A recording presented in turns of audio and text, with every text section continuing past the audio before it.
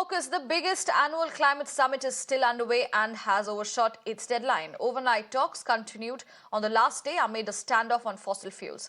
A new climate agreement was expected on the last day of the summit, which started on 30th November. However, that hasn't happened yet, and the leaders are continuing to do an overtime now. My colleague Dipali gets us more details.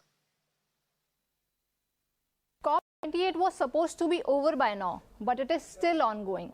Reason? The 198 members are struggling to come to a common consensus. But why is that so? Let's learn about it. You may remember the IPCC report from earlier this year, which highlighted how we are on track to breach the 1.5 degrees global warming limit. We are already at 1.1 degrees, which is dangerously close to the 1.5 degrees agreed limit. Why is this 1.5 degrees important?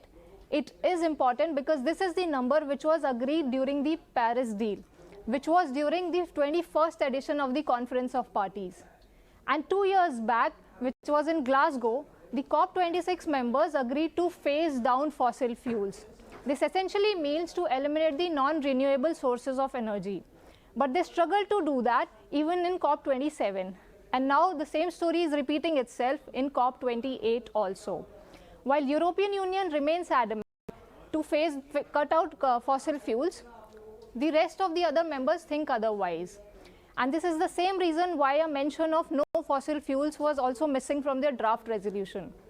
So let's see when COP28 ends officially and what comes out of it. But in my view, this was expected considering the biggest annual climate summit is being held in one of the oil-rich nations of the world.